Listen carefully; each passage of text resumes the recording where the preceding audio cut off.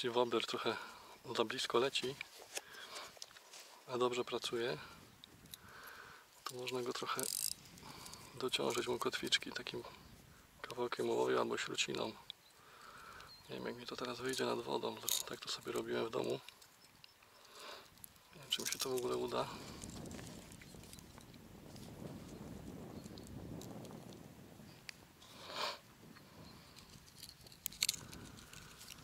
Spróbuję, bo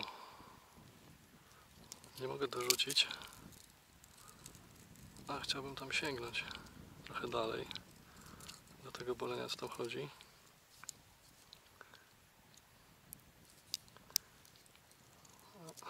Nie wiem, czy coś z tego wyjdzie. Już mi ołów zjechał.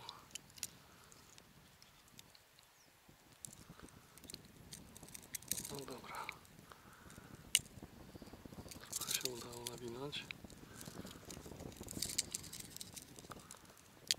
Ciekawe, czy nie zepsuje pracy wobblera przez to. Zobaczymy zaraz. No, tu i na tylną kotwicę tak samo. Gdzie leciał jak pocisk.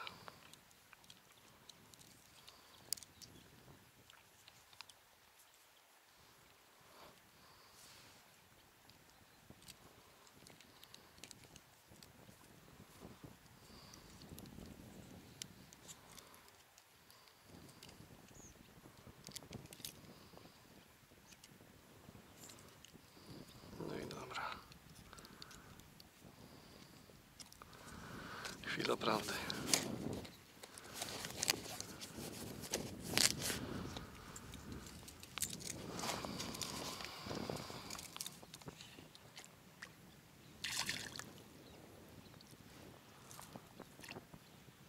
Dobra, bryga. No tak myślę, że z 5 gram to mu dołożyłem spokojnie. No udało się osiągnąć trochę lepszy dystans.